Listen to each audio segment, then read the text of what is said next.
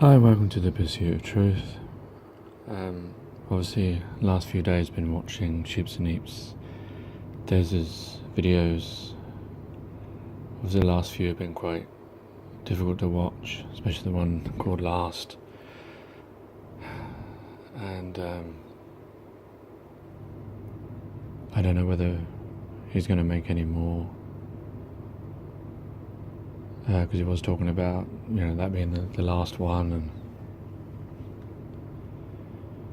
And it's difficult, this situation, when you know people online and not in reality, as it were, because you just don't have any real way of contacting other people, like say Brent or his partner, is it Kit Kat, may put a stream or a video out. But maybe Des will put another one out, because I don't know. On the last video, it mentioned Mr. Menzer said that the police were called and they were with him and he was okay.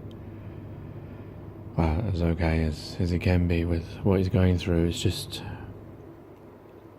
so unfair, and just to see someone suffering like that. And I was recently watching. I went back to. It didn't have it on his live Sheeps and Heaps. I think it was 9 months ago, the first live one there I could find, and I was watching him, and the difference between how he is now and how he was then is, and some of the things that he talks about.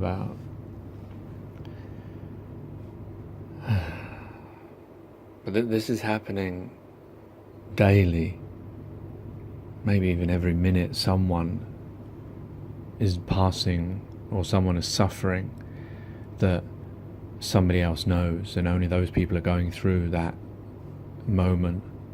But it's happening all the time, every day. Life is going on. The thing is, because we only have one shot at it, when we don't really see it until it's getting close to the end. But these things are happening all the time, and we're not really doing enough about it. I mean, we're never going to be able to stop us from passing. We all have to pass, like we all have to be born, and etc.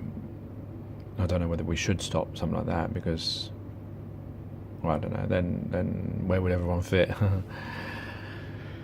But yeah, definitely the suffering and the diseases. There must be, better ways of doing things. More freedom for individuals, not illusionary freedom. I've written a poem for him as well, which I'll put on probably tomorrow, actually, because it's Friday.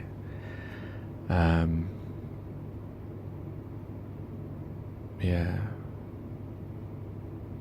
And I was watching Sky News now, and they were just talking about Julian Assange, that he's now been arrested. The Ecuadorian government removed the asylum so the police could go in and arrest him.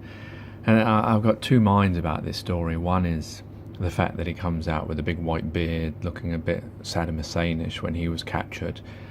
I mean, did they not have shavers in there? Or the look seems to be a theatrical look, to try and show that he's been, same as when Saddam Hussein came out with a big beard and looking bushy.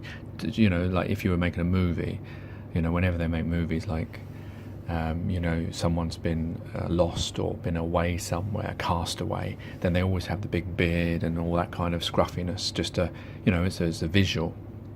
So I'm a little bit, because all previously when we've seen him standing on the balcony, he's been clean shaven. I haven't seen anything similar to that. So I don't know whether there has been previous videos with him looking like that, but it just seemed a little bit, is this all a bit of a stage?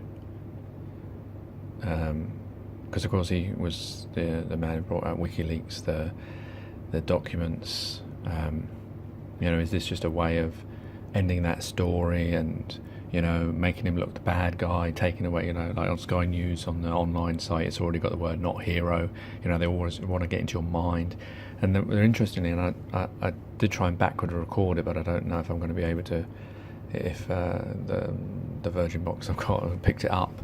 But at Sky News, we're talking live to a QC of human rights, And the interview wasn't going the way that the journalist wanted it to go, because he was actually saying things about America, about the extradition that's now come out, because originally they were arresting him based on, I think it was a rape charge, and then now the US want him because of the WikiLeaks, which is what everyone thinks that was the real reason that the rape charge was maybe invented, just to get him, because he has told the truth about these things that countries would like to keep hidden.